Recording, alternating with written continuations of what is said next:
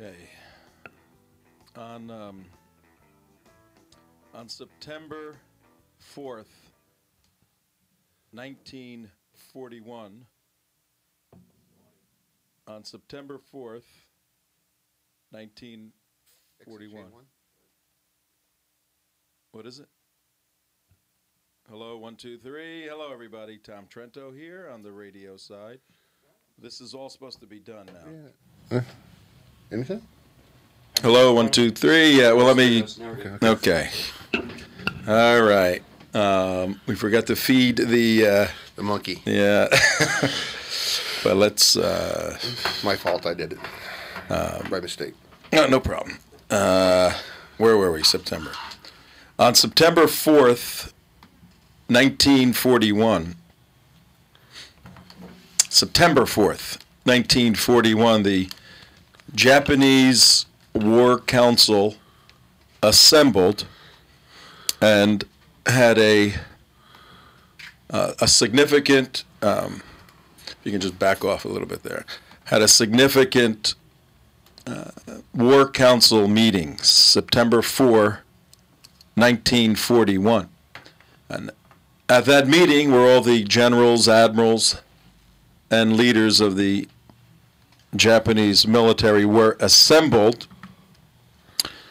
The discussion pertained to dealing with the United States of America.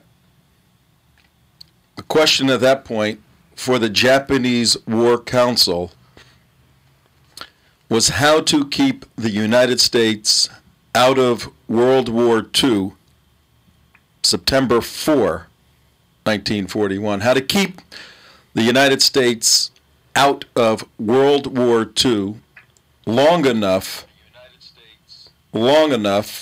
for the Japanese military industry and the Japanese war machine to establish in Southeast Asia a military command and to establish a defensive front capable of defeating the United States. So on September 4, 1941, I'm hearing an echo somewhere.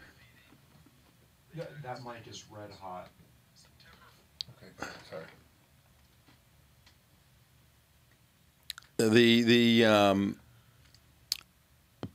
The goal of the Japanese War Council on September 4, 1941 was to figure out how to keep the United States from participating in any significant way, at least for a while. The decision of that Japanese War Council on September 4, 1941, was to negotiate with both the United States, with Britain, and indeed the Netherlands in such a way as to have those three entities, Great Britain, the Netherlands, and the United States, agree to, concede to, and accept the demands of the Japanese Empire. So the plan coming out of September 4, 1941, was to negotiate in such a forceful way that Great Britain, the Netherlands, and the United States would concede to the demands, the supremacist demands of the Empire of Japan.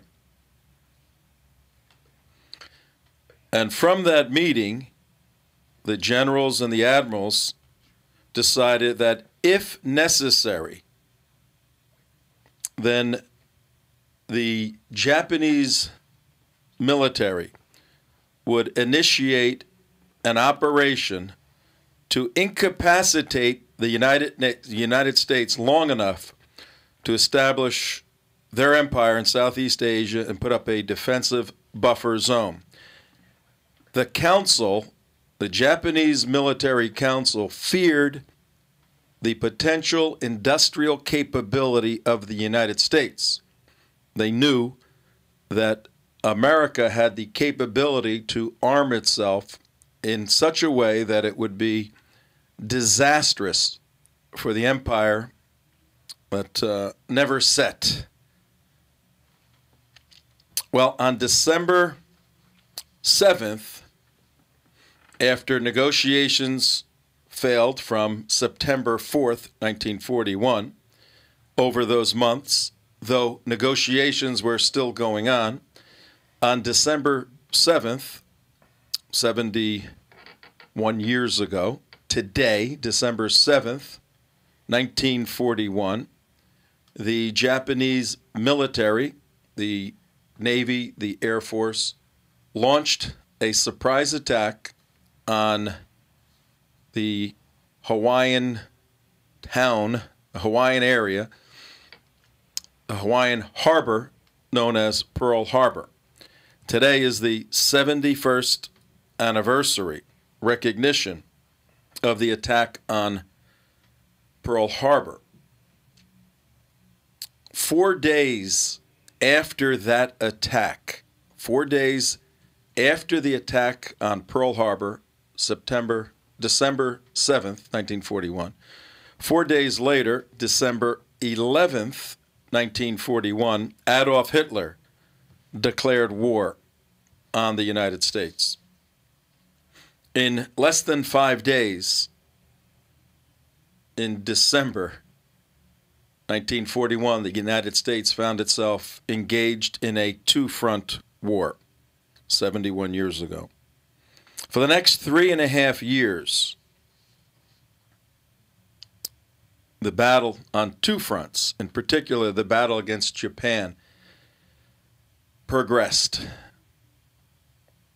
Interestingly, on March 9 and 10, 1945, just about 3.5 years after the attack on Pearl Harbor, March 9 and 10, 1945, quite a bit happened during those 3.5 years. So much, in fact, that the United States Navy in the Pacific started taking command and started defeating the nation of Japan. But surrender was not in the vocabulary for the Emperor Hirohito, or for his generals or admirals, or for the people of the nation of Japan. So on March 9 and 10, 1945, the United States launched Operation Meeting House. It's March 9, 10, 2 days, 1945, months before the August events of 1945. In March 9 and 10, 1945, the United States launches Operation Meeting House. Operation Meeting House was designed to devastate Tokyo, to devastate the military capability, to devastate the industrial capability, and to devastate the population of Tokyo, to inflict such massive and destructive destruction that the will to fight would be dissipated, completely lost by the Japanese, and they would surrender.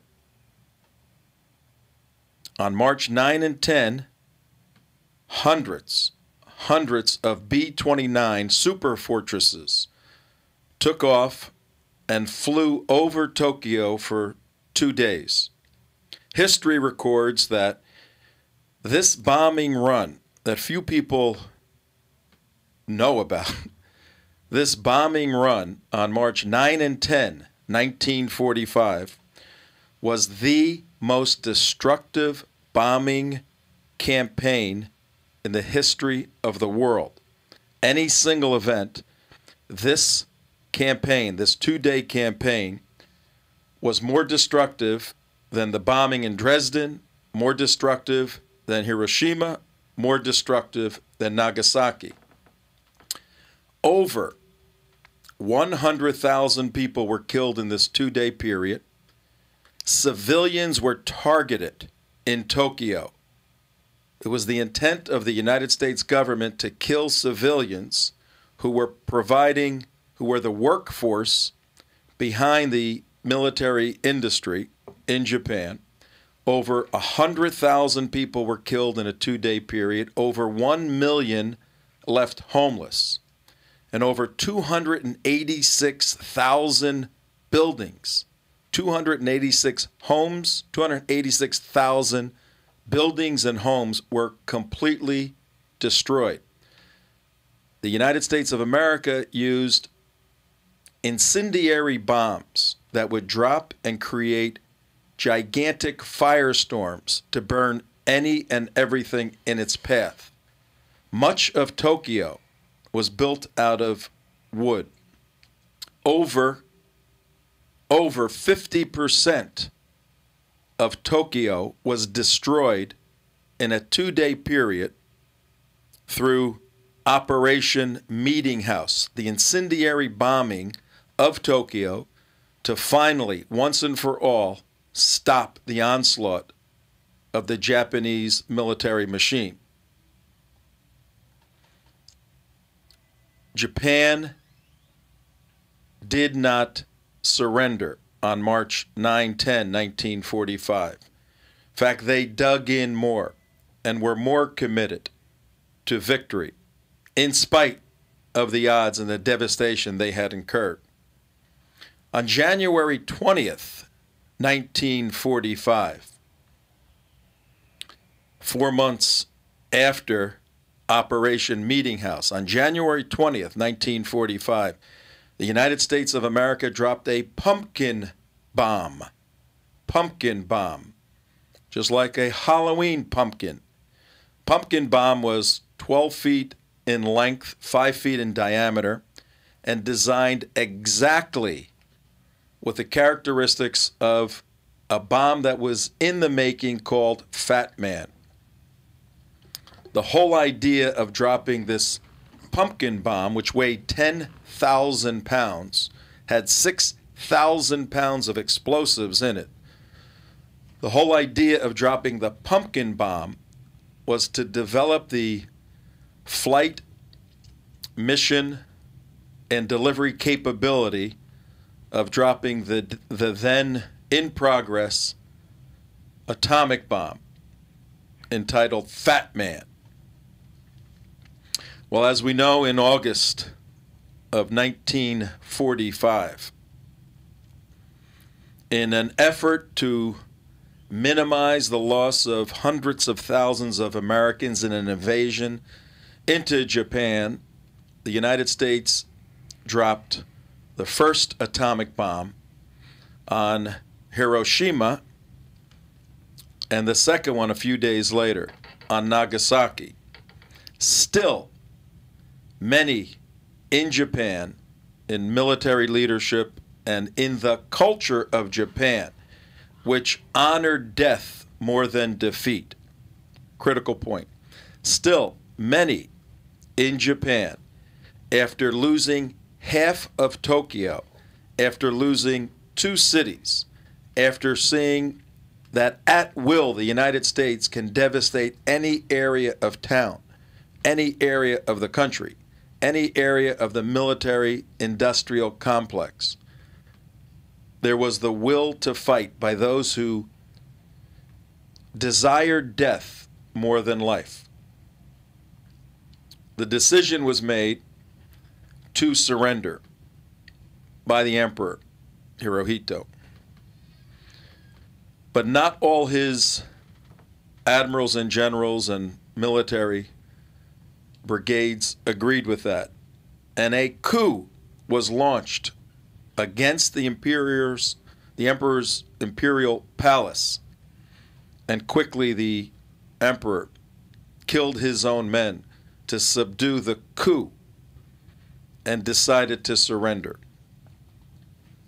In that context, in those last days, the concept of a suicide bomber was formalized and implemented through the kamikaze, coming out of the samurai philosophy of Eastern thought, that death is better than defeat, more honorable than defeat.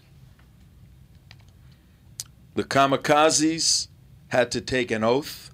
They had to be selected for their commitment to the principles of the empire, had to be analyzed in terms of their intelligence, their commitment to their families, and the recognition that their lives were valuable and committed to the cause of advancing the state, the nation state of Japan. History records that the kamikazes may have had minimal tactical success, but it was a strategic and operational disaster. Notwithstanding that, there were lines, scores, hundreds of volunteers in the last days to give their life for this cause they saw greater than living itself, dying for the sake of their beliefs. On this day, 71 years ago, our nation was attacked, and on this day we pause. And as history's interesting in that the further away we get from events that were cataclysmic, the less we see the importance of those days and the strength of those who participated in those days. So we here on the Trento Vision Show wanted to just take a few minutes to reflect back upon a time that was a significant and critical challenge for America. And we'd like to just play a little bit of history for you. Listen carefully. Those of you who are watching Trento Vision, you can watch what we're about to show you. Those of you driving in your automobiles, you'll hear very distinctly words that were spoken 71 years ago.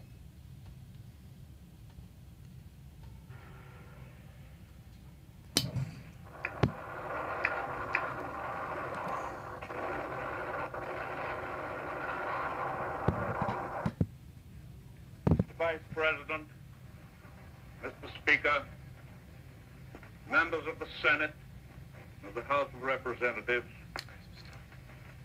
yesterday, December 7th, 1941,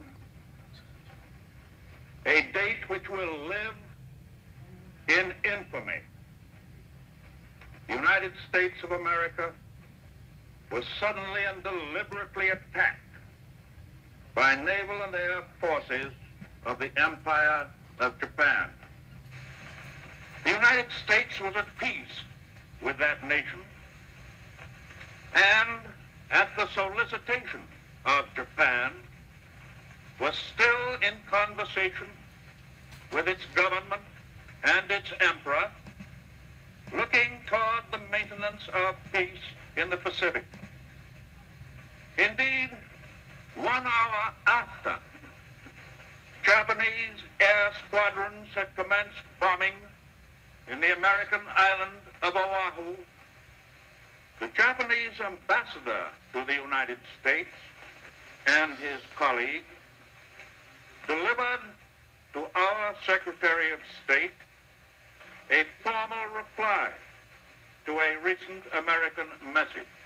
Japan has therefore undertaken a surprise offensive extending throughout the Pacific area. The facts of yesterday and today speak for themselves. No matter how long it may take us to overcome this premeditated invasion, the American people in their righteous might will win through to absolute victory. With confidence in our armed forces with the unbounding determination of our people, we will gain the inevitable triumph, so help us God. Franklin Delano Roosevelt, December 8, 1941. If you'd like to weigh in today on this unique day of remembrance, December 7th, 2012, you can give us a call at 888-565-1470 if you were involved in any way in the greatest challenge to the world 71 years ago, World War II. If you remember any of this and you want to share that memory, 888-565-1470. If you have a thought about the situation back then and the characteristics of the enemy, many of whom more committed to death than life, and see a parallel in the situation that the West, indeed the United States, faces today with the Islamic Jihad and that ideology. 888-565-1470. We have a jam-packed day for you, 3 o'clock to 6 o'clock today on TrentoVision.tv. On the radio side, WNN 1470. In a few minutes, we're going to bring one of the country's experts on military doctrine, on Islamic Jihad, on naval warfare, on Skyping him in, and he'll be here to have a little discussion with us and answer your questions, take your concerns. We were this morning at the federal courthouse on 3rd Avenue and Broward Boulevard in Fort Lauderdale at an arraignment hearing for the Quazi brothers, 2 Pakistani Muslims who got arrested last week by the FBI for terrorism, of all things. And we're going to tell you all about that, what took place in the courtroom. And then we're going to report on some other issues that relate to the United States of America, to the West, to the nation of Israel, our national security partner in the Middle East. So we're going to have a grand old time on what is a historic day, and we don't want to lose the significance and the necessity to understand what our forefathers went through to prepare ourselves. And I think we're ill-equipped right now for the challenges ahead like our forefathers were. It's a different time, different age. Yes, Mark, what's up? I just wanted to highlight what you were saying before about the attitudes on December 4th and December 5th and on December 6th. You go back to one of the most celebrated heroes. I mean, monster hero. I mean, you think of the most popular person you can think of in the United States at this time, and this man, who I'm about to mention, was beyond that. And it was Charles Lindbergh. Just crossed the Atlantic. And yet, those periods before December 7th, 1941, he was wined and dined by Germany. He loved it. He said the organized vitality of Germany was what most impressed him, the uneasing activity of the people, and the convinced dictatorial direction to create new factories and airfields. So much so, he was so loved by Germany and Hitler that they actually gave him the Service Cross of the German Eagle, an air medal. Later, he came out and said that when we started to head towards a war, he goes, of the Jews, he went on to say, instead of agitating for war, Jews in this country should be opposing it in every way, for they will be the first to feel its consequences. The greatest danger lies in their large ownership and influences of motion pictures, our press, our radio, and our government. This anti-Semitic, attitude, similar to an anti-Semitic attitude we have permeated today, is still permeating. Also, Henry Ford, another, national hero. You know, he distributed 500,000 copies of the Protocols of Zion. You know, the same Protocols of Zion Hitler was putting out against the Jewish population to agitate, to show the loathing and hatred of the Jews. So that same similar attitude was happening again. You know, and it's one of these things. You know, history repeating itself, and you know, and then it flipped on a. You know, so what you're saying is you're seeing a similar mindset right now? Is that what you're saying? And in the colleges and the universities, I mean, they would they were attacking, you know, the Jewish people, Jewish ideology, how they were ownership, and the universities were so pro, you know, communist, you know, back in the 20s and 30s. I mean, they had cartoons which could be relevant today. It's just amazing the parallels that are happening, and this loathing Jew hatred that is forming once again. Yeah, you would think through World War II on the European front. I mean, I was addressing the. Well, I was just trying to balance it out and show that's what brought. I mean, right after December 7th, 1941, Hitler said, "Okay, now we're declaring war on you, America." 4 days later, on the 11th, and then we're in two fronts, but.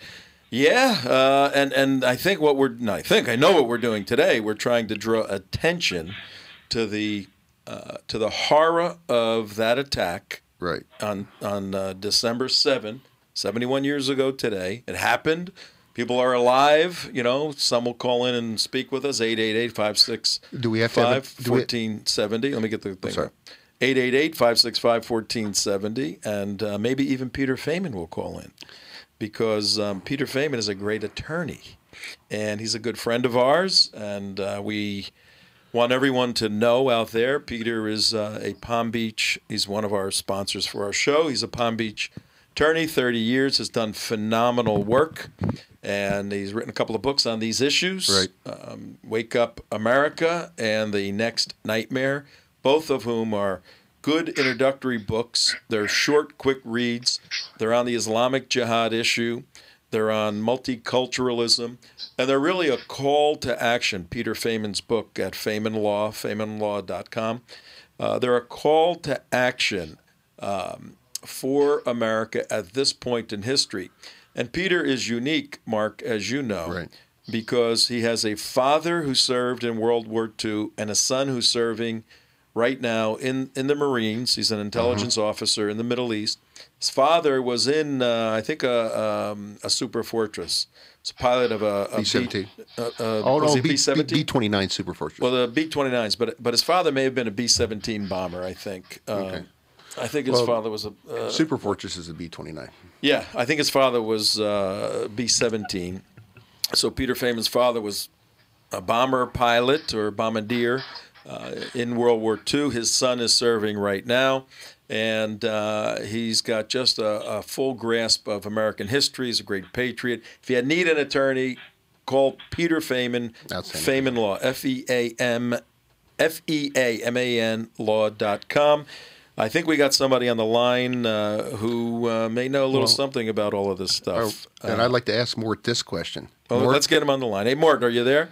Yes, sir. I'm here, Tom. Okay. Hey, well, Mark has a question for you. I have a question for you. Go, Mark.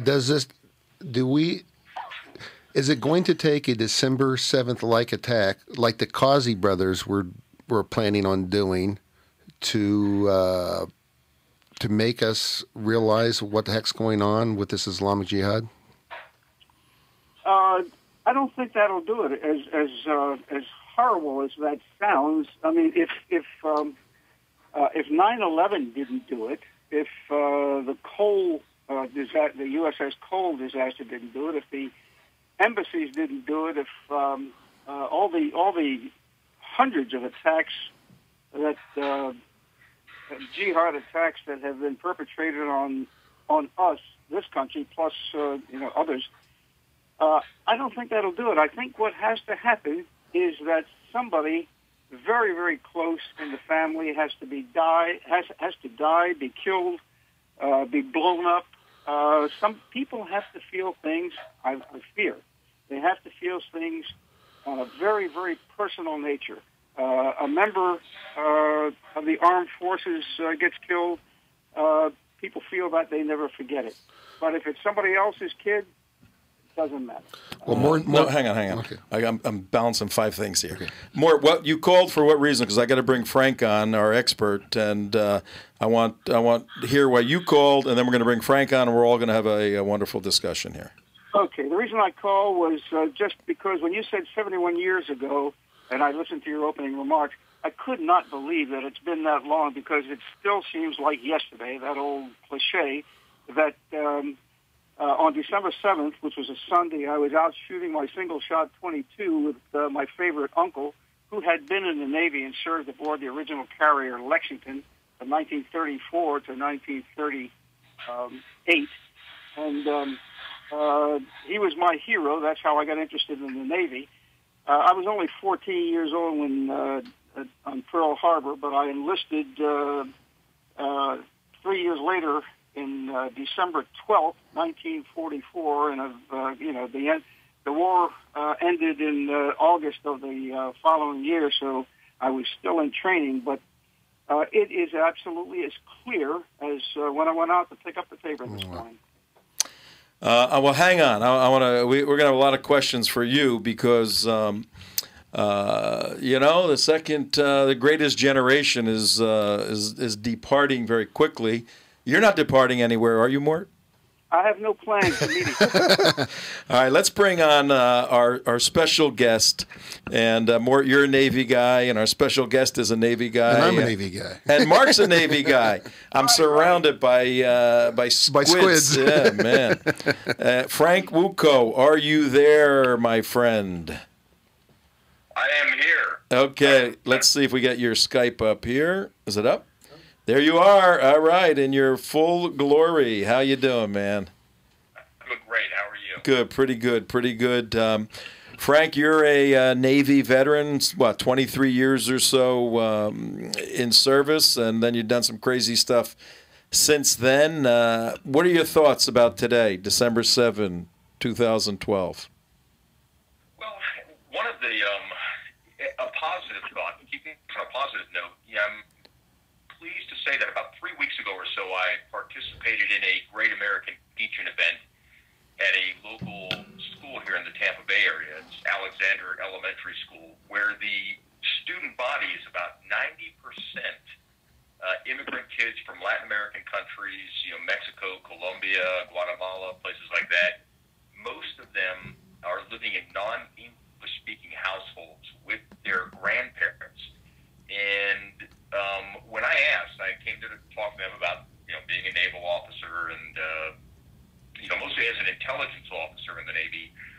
I was assigned to a variety of different units, including Navy Special Warfare units, aircraft carrier squadrons. So I guess the rather embarrassing side of the story is that they really didn't want to hear anything about me. They wanted to hear about all the people that I worked with in the past. They were the cool ones, the SEALs, the aviators, stuff like that. So I asked them a question. I said, how many of you have heard of Pearl Harbor in World War II? I was shocked and actually very pleased when just about every kid in the auditorium, about 300 kids, that raised their hands.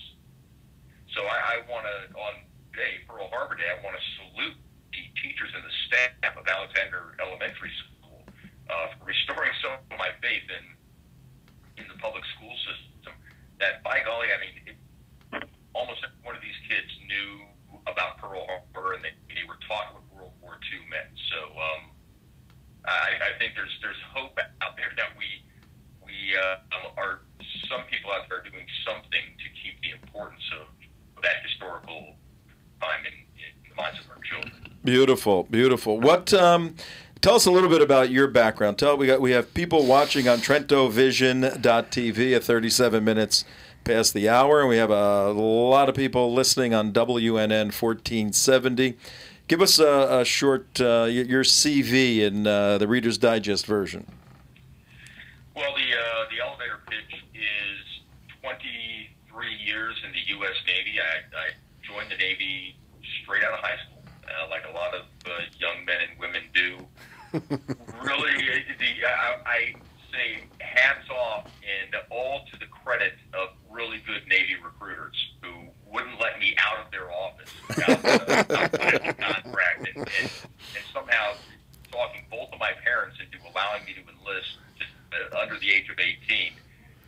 And I came from a family of military tradition. You know, dad, grandfather both served, and uncle was in the Air Force, brother was in the Air Force. It always figured prominently in our lives growing up.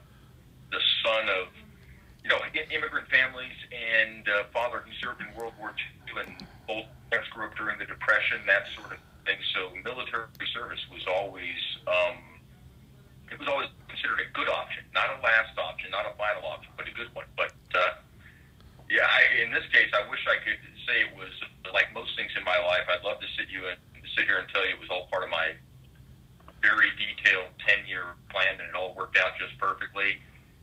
It was the result of a really good recruiting effort by the Navy, and I joined, and I rarely look back. A couple of times I consider getting out, but boy, I was one of the luckiest guys in the Navy, and everything worked out. About 9 years in fact, while I was at SEAL Team 1 out of Coronado, California, as the intelligence department head there, the Navy, I got picked up for a commissioning program in the Navy. So I then became a naval intelligence officer and spent the remaining 13 years as an officer, and did a bit of a few things and a little bit of everything in the Navy, as we do in the intelligence field. We don't in the Navy specialize. And we're more generalists because we don't have a large population of intelligence officers in the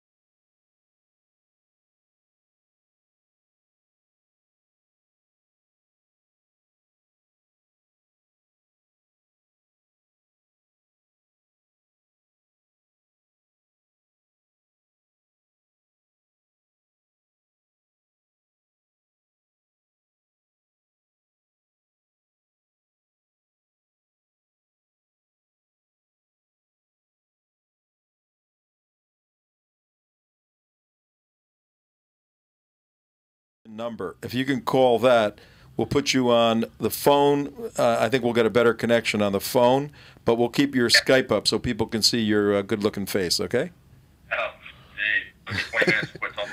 It's 888-565-1470.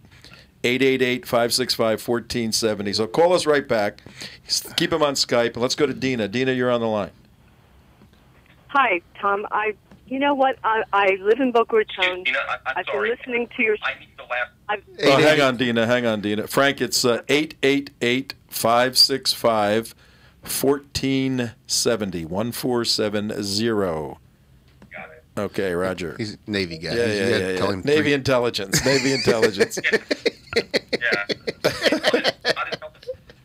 All right, we're shutting your audio off on the Skype, and we're taking Dina, and then Frank, you call back in. We will make this work, folks. Here, if anybody can do it, we can do it. Highly qualified technical staff. Yes. Here. Hi, Dina. Sorry. Yes, you're with Hi. Tom and Mark and Mike. I'm hearing you loud and clear right here in Boca. Okay, I great. want to let you know that I've been listening to the show for about 3 weeks. Excellent. I am really receiving your program very enthusiastically, as some of my community as well. Oh, excellent to hear. Thank you. It's good to hear these thoughts, because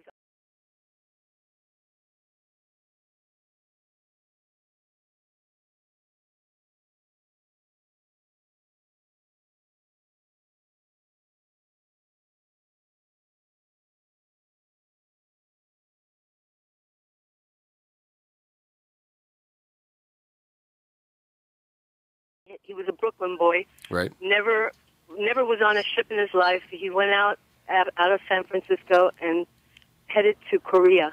He was actually in the Army, not the Navy. And he was actually reading aerial photographs for the Army, and he was an assistant chaplain as well for the Jewish servicemen over there.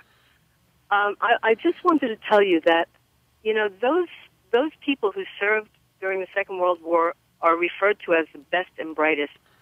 They were very patriotic Americans, and the Americans here at home were also, I mean, we were totally united as a country at that time, and I wanted to just mention that nowadays I find it very rare to hear patriotic Americans because I feel that our values, the values of the founding fathers of our country, have been watered down by all the other cultures that have come into our country, which, look, my grandparents were immigrants. I have nothing against immigration. I just feel that our younger people, you know, don't really know what they're fighting for. We've lost the American values.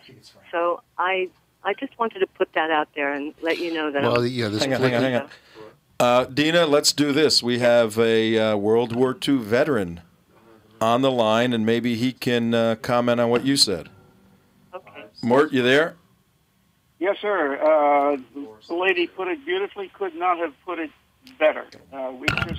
We've lost as the current generation doesn't have any idea why we should be fighting anybody about anything, and much less the loss of patriotism just for the values that we've had traditionally in the Constitution.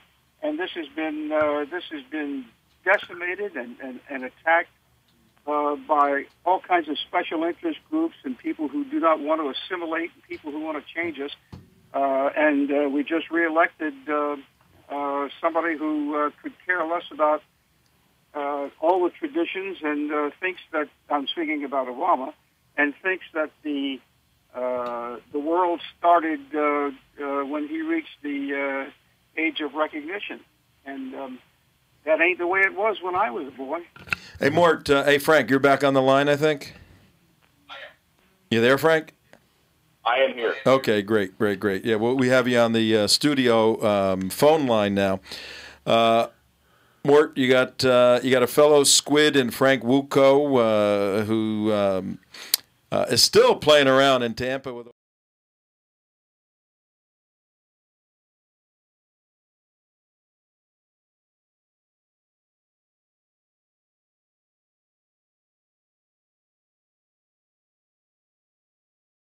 And VE Day, VJ Day. What was it like? Where were you on those days? Well, when I heard the news that Japan had been bombed by an atomic bomb, I was on fire watch, walking up and down in Pensacola, Florida, with instead of a gun, I had a piece of masonite with my general orders shellacked on it. I couldn't have defended myself against anybody, but I had to challenge people and say, "Halt, who goes there?" And in the middle of the night, it was quiet, and the barracks door burst open, and a guy came running out screaming like a banshee. I said, "Halt, who goes there?" He said, "Me, you son of a bitch, the war's over." He said, they dropped an atomic bomb. I said, "What's an atomic bomb?" Oh, God. Was. But anyhow, that was how I heard that the war was over. But every single day during the training, and I was in training as a combat air crewman, aviation ordnance, bombs and fuses and that kind of stuff, and then as a top turret gunner on a land-based twin-engine medium bomber. And you killed a cow. We learned about Japanese ships that were that were no longer challenged, and we learned about how many combat air crewmen, which I was training to be, how many of them got creamed in the turret, and it was very, very real. Right. Without being in battle, we were tuned into it. And the day the war was over in Japan, in the Pacific, I just exhaled for 2 days in a row. Wow. Hey, Dina, you still with us? Yes, hey, I am. Any other thoughts? Because I'm going to have to let you go so we can get some more calls in, and I want to get Frank back in the here. Well, I'll tell you the truth. The situation that we have right now, insofar as Islamic radicals sleeping here in this country, I'll just back up for 1 second. There are people clamoring to come into this country because of what this country stands for. We're freedom, liberty, all these values that we hold so dear. But as we go through time, we are losing those very virtues that people want. And it's something for our younger people to really, really think about. And I would like to be more active and involved. I think being active in government, as you've been pointing out, is very, very important. And we need to do more. Well, we got some good news coming your way. We got some good news coming your way in about a week. We're putting something together that's very exciting. This is not just a radio station. This is a activist focus point. We're taking this to the next level. You're going to start hearing stuff that you've never heard on any other radio station or any other network. We're actually going to. This is a central place of which to act. So stay. I hope to be involved. Can I just mention one more thing? Sure, absolutely. I've never heard you refer to Brigitte Gabriel. Do you know who that is? Mm-hmm. Sure, yeah, she's a friend, yeah. Okay, yeah, Act for America. Mm-hmm. I have found, until I hit your station and, your crew, which is excellent, I have been listening to her, and she's very active politically, and her organization does a lot. So yeah, we work with Act for America quite a bit, actually. I mean, Good, Act out in California and a couple other places here in Florida. They're good friends of ours. Yes, we do a lot of work with them. All right, thank you very much, Dina. Thank you so much. You're a great caller, and we'll have you back. Frank, you said your dad was in the military? Yeah, he was. He joined the Army, Army Infantry in World War II. He was actually a war protester in World War II. He was a student at the Ohio State University, and when he told me he was a war protester, I was like, wow, Dad, I didn't realize there were war protesters in World War II. He said, yeah, we protested that we had draft deferment, so we all gathered in the central court of Ohio State University and had a bonfire and burned our draft deferment card. Oh, really? Wow. They wanted to, yeah. Recruiter's office, drunk as skunks, and they all enlisted in the Army. Wow. And what was their version of a war protest? What was his track? They were free from participation. So now, when I retired from the Navy in 2004, there was an interesting discipline in analysis that was being sort of revisited. It wasn't new, but it was certainly being revisited after 9/11. And that was a concept known as red teaming or red cell, from an analytics standpoint. Fantastic work. Getting a group, a cadre of intelligence analysts, operations-type people together to really take analysis and kind of devil's advocacy to the next level. And that required that, that we staff it with the right kind of people, some very smart, experienced guys. And General Gary Harrell, who was the commander of SOC CENT at the time, he's a rather well-known figure in the special operations community. You've seen Red Black Hawk Down. In the movie, he is the guy who was up in the helicopter directing the operations on the ground in Mogadishu. The guy who played him in the movie was actually, I think, a one-third scale model of Gary Harrell, because Harrell is a mountain of a human being. And Harrell looked right at me and he said, Frank, you're just the kind of weirdo that I want running my red team. Roger that, sir. Thank you very much, and went on smartly. But one thing I didn't understand, part of that journey I didn't understand that I would go on would be the part that required that I possess, such an intimate knowledge of the person who commits himself to Islam to the point that he's willing to engage in jihad, required that I literally sort of put myself in make-believe world, if you will, but still every bit as intense through a process where I essentially, it was converting to Islam. It was going down the path to jihad. It was understanding that commitment. So to get myself to a point where I could walk into, an Islamic center or something and really have that conversation with those people and perhaps even be able to motivate people to join jihad. So I had to understand it from that level in order to be able to communicate to our commanders that the planning that they were engaging in, and perhaps some of the intelligence analysis, was missing the mark. That there were certain assumptions that they were making that may have been well thought out, but they were well thought out in a vacuum that did not consider the worldview of our enemies, how they calculate, how they, what their decision-making matrices are, what their values are, how they see the world. So it was a very interesting journey that I sort of fell into. Led to a series of speaking engagements that I do, live speaking engagements, where it's actually me doing a role play as committed, jihadi. As a lunatic, Frank, you look like a lunatic jihadi. Here's what we're going to do. I got to take a break in a couple of minutes.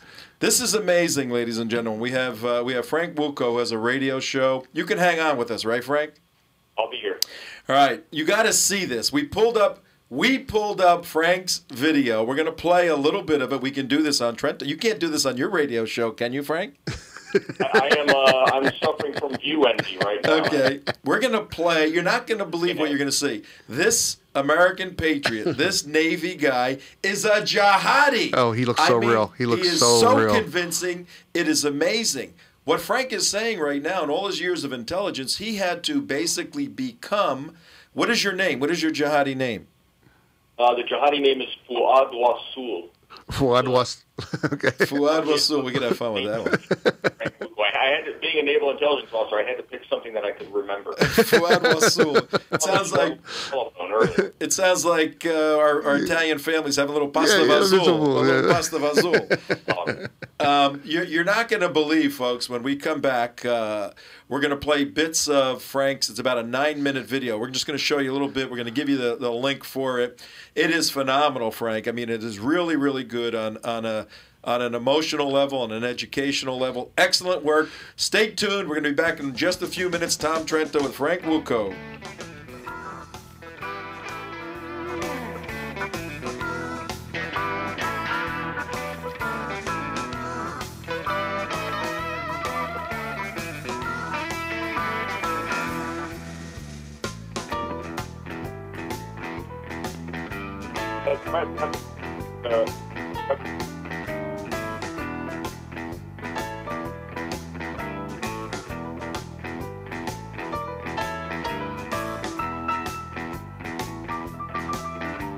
If you suffer from excruciating back pain and sciatica, pay careful attention. According to a study in the medical journal Spine, back surgeries to alleviate pain frequently backfire, leaving patients in more pain than before the surgery. A second study from the University of Cincinnati's College of Medicine provides clear evidence that 74% of surgeries for the back fail. But there is a solution and an end to your suffering. Dr. Fernando Ranella. He's a medical doctor and the founder of the Center for Back Pain Management, where he specializes in the elimination of back pain and sciatica quickly, easily, without surgery or any pain medication whatsoever. Dr. Ranella accepts Medicare and most insurance. He has a location in Delray and one in Fort Lauderdale. Call 561-819-6325. That's 561-819-6325. Saturday, 8 p.m. If you have plans, I can't tell you to cancel them, but by 9 p.m. you'll wish you did. Spanos Big Radio Show. Coming 8 p.m. this Saturday night. Go to Facebook.com/Spanos Big Radio Show. Are you thinking about getting your GED diploma? Well, here at the GED Pep Talk Center, we've got a number of pep talks that can motivate you. Sometimes things don't always turn out the way you want them to. You know that feeling? People look at you and don't believe in you. You want some gentle encouragement. Then you're on your way to your GED diploma and a better life. But I know they're probably just a little bit nervous. You can find it in yourself to take that first step. You can improve your future. You can do this. I know you can. You need to start pushing yourself. Now get your game face on and take the first step towards a better life. Hurry up. Don't make me repeat myself. Whatever level of motivation you need to get your GED diploma, we've got a pep talk that's right for you. Call 1-877-38-YOUR-GED or visit yourged.org for your pep talk and find free GED classes in your area. GED is a registered trademark of the American Council on Education. Brought to you by Dollar General Literacy Foundation and the Ad Council. AM 1470 WNN. Listen live at wwnnradio.com and like us on Facebook. Search AM 1470 WWNN.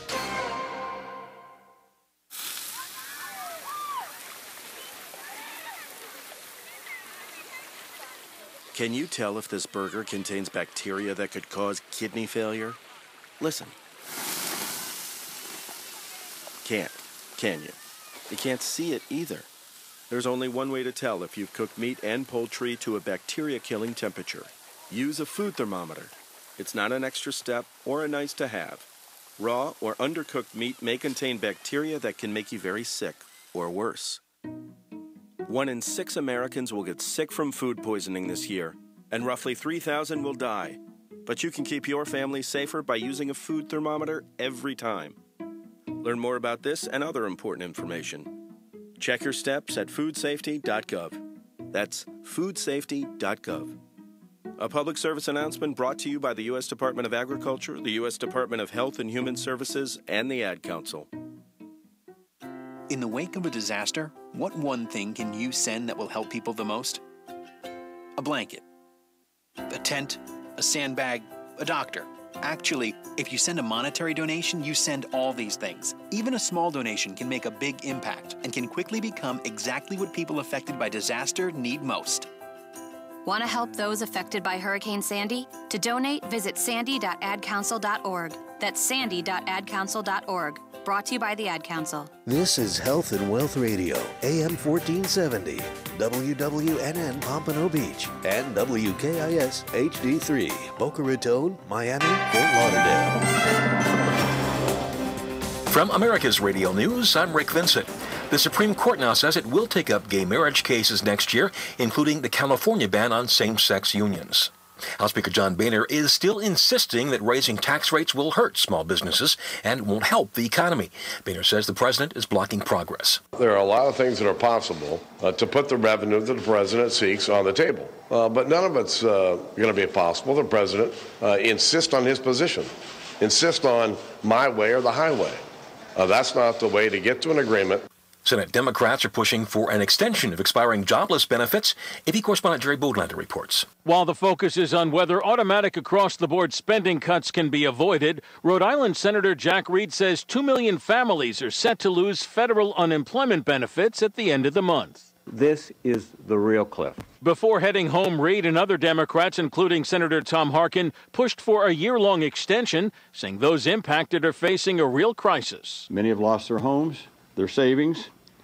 Now they're at risk of losing their last lifeline. What happens if Syria uses its chemical weapons? AP National Security Correspondent Sagar Meghani reports from the Pentagon the U.S. has laid down a marker. The president issued his warning to Syria earlier this week. There will be consequences, and you will be held accountable. And the Pentagon's been getting ready. We're prepared for the full range of contingencies. But count former Secretary of State James Baker among those who don't want the American military involved. We don't have the money. We're broke. Still, Baker tells CBS this morning the U.S. would have no choice but to act if chemical weapons are deployed. Anytime a president of the United States threatens something, he better damn well be prepared to follow through with it. Sagar Meghani at the Pentagon. Journalism without agenda. This is America's Radio News. Are you ready? Let's face it, today the new normal is uncertainty. Fears of job loss, injury or illness, natural or man-made disasters, interruption of our food supply, if not the rising cost of preparing future meals, are front and center in all of our thoughts. Thankfully, peace of mind begins with a plan, and the good people at Wise Food Storage want to be a part of your plan. The Wise Company takes a unique and innovative approach to food production for your long-term emergency preparedness. From breakfast through dinner, their ready-made entrees, meats, vegetables, and fruits may be freeze-dried or dehydrated, and thanks to their unique smart packaging process, along with a shelf life of up to 25 years, they'll be there when you need them. Why face your next emergency on an empty stomach? Visit wisefoodstorage.com and put the fear of hunger behind you. That's wisefoodstorage.com. A lawyer for software company founder John McAfee says the self-styled fugitive is feeling better after suffering chest pains and hopes to stay in Guatemala despite the rejection of his political asylum request.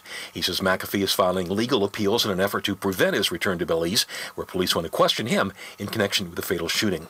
A London hospital says a nurse has died who was involved in a radio station's prank phone call to get information about the Duchess of Cambridge.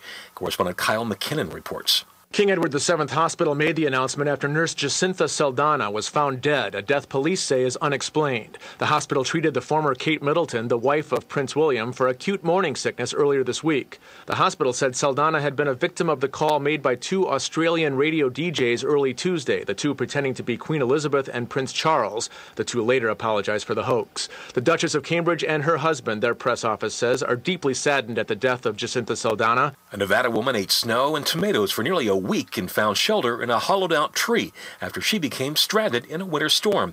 Her boyfriend died trying to find help. The Nevada Appeal reports today that 46-year-old Paula Lane of Gardnerville is hospitalized in Carson City with frostbite after her 6-night ordeal. A dog may be a man's best friend, but the AP's John Belmont reports that doesn't make it a great babysitter. A Florida man has been charged with child neglect after allegedly leaving his 10-month-old in the care of his pit bull while he went out to a bar. The Daytona Beach News-Journal reports the child's mother called police after learning James Irvine left the baby alone. She was at work at the time. The Flagler County Sheriff's Office says the man told the woman the pit bull was watching the baby. The child was in his bedroom with the door shut when Mom came home. A deputy says the dog was sitting outside. Next week's Superstorm Sandy benefit concert in New York City will feature the Rolling Stones, along with Paul McCartney, Bruce Springsteen, The Who, Alicia Keys, and others. Proceeds will go to storm victims through the Robin Hood Foundation. Your first stop for breaking news. This is America's Radio News. What you want to know. What you need to know. This is South Florida's Health and Wealth Radio.